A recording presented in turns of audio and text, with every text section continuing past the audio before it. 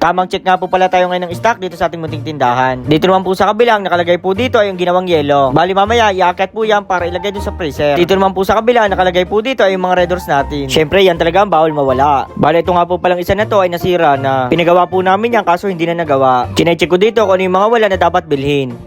Baka gulayat yan. Napaka-pogi, kunwari tamang linis. Basta pakitaan natin sila ng maganda, papakitaan din tayo nila ng maganda. Sa ating munting pagninegosyo, sumabi. Alat no na. Kailangan kasi pagpokusan. Hindi naman porket maganda kinita namin sa PisoNet, ay sa PisoNet kami magpo-focus. Kaya sa araw-araw, halos lahat yun ay chinecheck namin. Pagtitindahan, pagpipisonet, piso wifi, buy and sell, at pagbubuo ng mga computer na pambenta. Halos lahat yun ay pinaglalaanan talaga namin ng oras. At dito sa ating PisoNet, medyo marami din yung ating customer ngayon. Basta pakitaan lang natin sila ng maganda at babalik sa atin yan. Minsan napakahirap na lang sawayin pero kailangan intindihin mo talaga. Yung tipong kahit asar na asar ka na talaga pero wala kang magagawa kasi nga customer. Kung mapapansin nyo nga po pala dito yung ating coin changer, patay nga po pala sa dyan. Kasi nga po hindi ko pa po nalalagyan ng barya. Pagkakit ko nga po pala sa taas, ito na nga po pala yung in-order nating keyboard. Yan po kasi yung mga kasama kapag nagbebenta tayo ng isang buong computer. Medyo matumal pero laban lang. Kasi kung papakain ka sa tumal, diyan ka talaga tatama rin. Ito nga po pala yung ating mga monitor na pambenta. Yan. At ito nga po pala yung isang system unit na pambenta. Bali i5 6Gen nga po pala siya. Naka 16 GB RAM na rin po. Ito nga po pala yung mga motherboard na hindi pa natin naisasalpak. Bali nihintay pa kasi natin yung mga case natin na in order. Once na dumating yun ay bubuin agad natin yan. Kaya sa mga naghahanap ng computer dyan, PM nyo lang po ako. What's up guys? So ngayong araw nga pala ay magbubuo tayo ng ating mga system unit na ating pang benta. Bali natin tayo ng ilang araw kasi nga medyo marami tayong ginawa.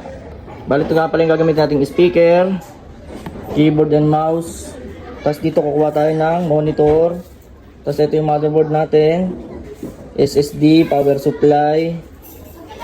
Tapos ito po yung case natin gagamitin. Let's go! At dito ilalabas ko na nga po pala yung case na ating gagamitin. In play nga po pala siya. 680 nga po pala yung bili natin dyan. Ang kinaganda po dyan ay may kasama na rin po yan na 2 pan. Sakto lang yung laki niya at napakaganda. Mas maganda kasing by parts lang ang bibilhin. Para at least may tutubuin pa kahit konti. Pero depende pa rin naman yung ginagawa ko. Mahilig kasi akong tumambay sa marketplace. Pag may nakita akong system unit na alam kong sakto sa budget ay kinukuha ko na. Minsan yung iba kinakahoy ko. Pero minsan yung iba nire-reformat ko lang at nililinis. Kaya ganun lang yung diskarte kong ginagawa. Bibili tapos ibebenta rin. Pero hindi ko pa rin to masyado gamay. Kaya ang ginagawa ko ay pinag-aaralan ko pa rin. Syempre, dun tayo sa tutubo tayo. Kaya nga tayo na ganito para kumita. Asawa ko naman yung nagpush sa akin dito. Sabi niya kasi nagagawa rin mo ng computer at nagbubuo. Bakit hindi ko daw subukan mag-buy and sell ng computer? Kaya ito, sinisimulan ko na. Meron na rin naman tayong iilan na naibenta na. At meron talagang kita. Hindi man kalakihan, pero sakto lang. Para sa akin kasi okay nang kumita ng maliit basta tuloy-tuloy. Pag may tiyaga, may nilaga. Pero sa akin iba. Pag may tiyaga, may pang scatter.